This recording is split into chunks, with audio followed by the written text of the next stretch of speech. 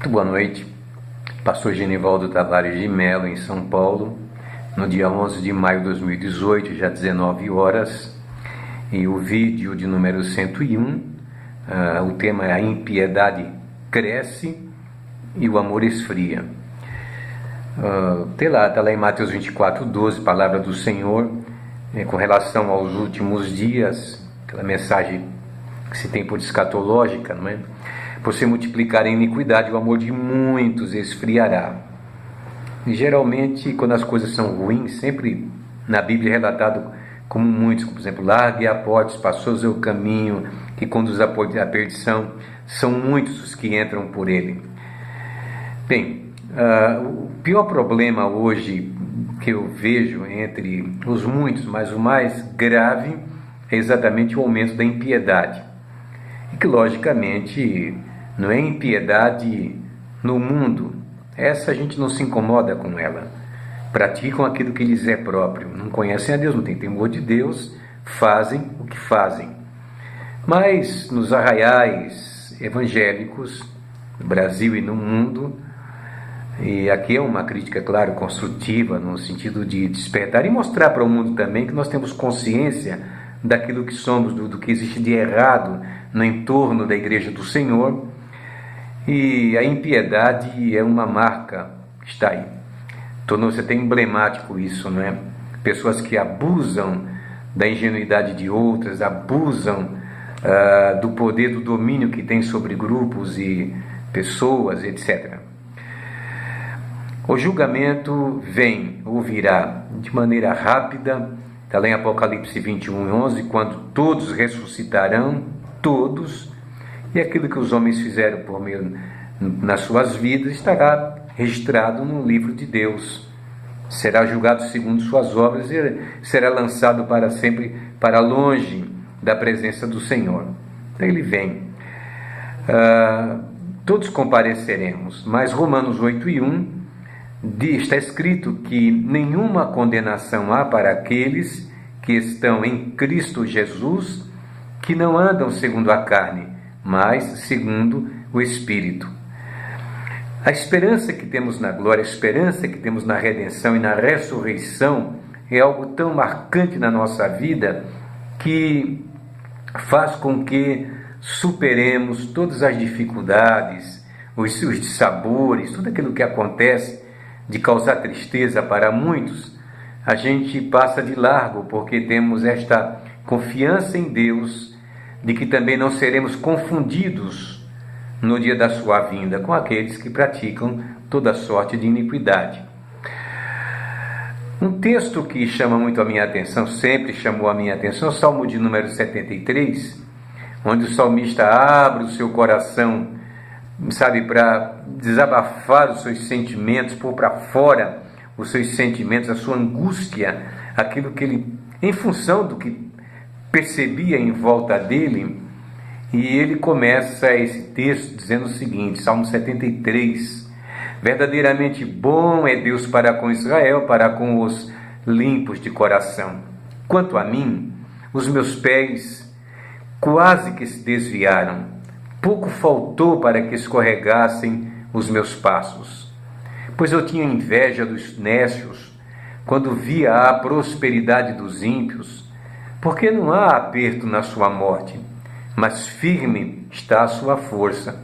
Não se acham em trabalhos como outros homens, nem são afligidos como os outros, como os demais.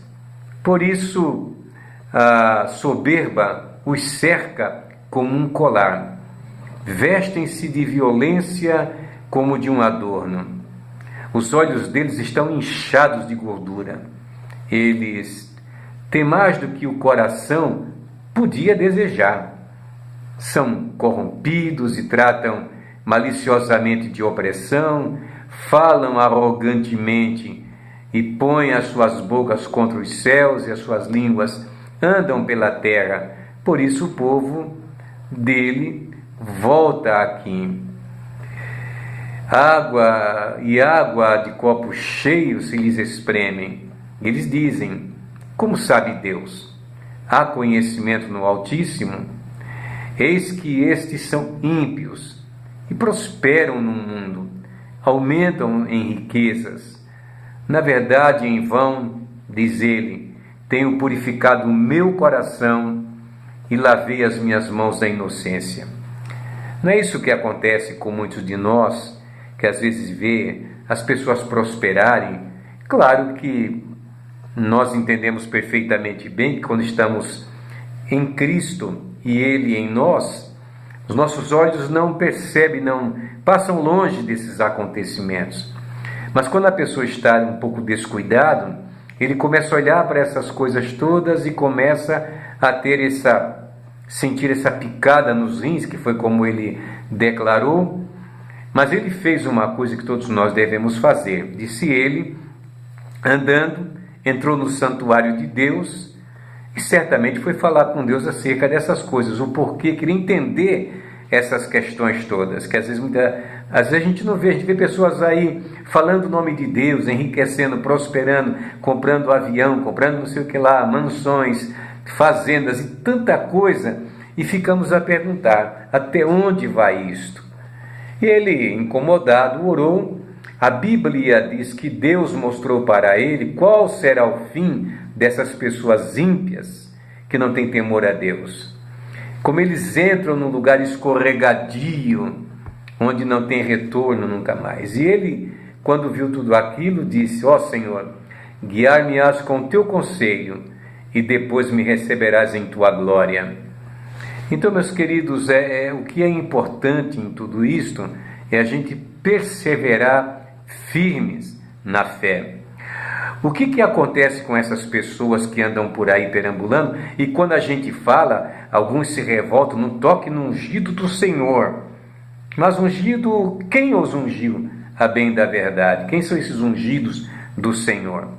Bem, 1 Timóteo 5:24, Paulo escreve para Timóteo dizendo o seguinte, os pecados de alguns homens são manifestos precedendo o juízo, e em alguns outros se manifestam depois, ou seja, lembrem-se que quando o Senhor Jesus, no dia de se apresentarem perante Deus, alguns disseram assim, Senhor, no teu nome expulsamos os demônios, no teu nome falamos línguas, no teu nome curamos os enfermos, e a resposta do Senhor para eles foi, apartai-vos de mim, não vos conheço. Ou não foi isso? Exatamente isso. Apartai-vos de mim, não conheço vocês. Mas o cara pregava no nome do Senhor, fazia ar livre no nome do Senhor, andava com a Bíblia no nome do Senhor, pregava no rádio, na televisão, sabe, aquela movimentação toda. E muitos acham que o fato das pessoas se apresentarem como grandes personalidades e pregarem bonito, falar bonito, que isso tem alguma importância diante de Deus? Não conheço vocês, apartai-vos de mim, todos vós que praticais iniquidade. Aí está a resposta da Bíblia, a resposta do Senhor. E essa palavra de Paulo, ela tem uma semelhança com o que está lá em Eclesiastes 8:11, em que o sábio diz o seguinte, porquanto não se executa logo o juízo sobre a má obra, por isso o coração dos filhos dos homens está inteiramente disposto para fazer o mal. Também não é isso que acontece? As pessoas acham que, e é o que muitos fazem, vão imitar os grandes pregadores, sair por aí pelas igrejas cobrando, cobrando remuneração para se apresentar cantando, pregando, alguns cobram uma fortuna, e a gente fica de cá olhando até onde vai isto. Mas é o que diz lá, não se executa logo o juízo, então o coração dos homens estão dispostos. Outros vão entrar nas fileiras e pensam assim, Deus não vê, Deus não julga, Deus não fala nada, não acontece nada, estamos todo mundo bem, dá nada. Olha o que diz a Bíblia. E só para a gente concluir, quando falamos que os pecados de alguns homens precedem o juízo e Deus sentencia muitas vezes na carne para poder preservar a alma do inferno em algumas circunstâncias, temos o caso de Ananias e Safira, que é um exemplo típico disso, não é? Que corroboraram lá de poder enganar Pedro, confundir Pedro dando uma parte daquilo que tinham vendido e acabaram morrendo diante do apóstolo. Isto acontece? Acontece sim, mas hoje muitos morrem espiritualmente E foi isso que Paulo deixou claro para a igreja de Coríntios, quando disse: há entre vós muitos fracos, muitos doentes e muitos que dormem. Esse dormir aqui não é o sono, sabe, a letargia noturna, não. É o sono da morte espiritual. É quando a pessoa não perdeu a comunhão com Deus. Então, meus queridos, não se deixem abater quando perceberem essas manifestações, essas apresentações de orgulho, de soberba, de vaidade, de riqueza. Isso não leva ninguém para canto nenhum. Mas o estar em Cristo, isto sim, é muito importante. Perseveremos no Senhor e certamente na glória dele nos encontraremos. Grande abraço, beijo a todos.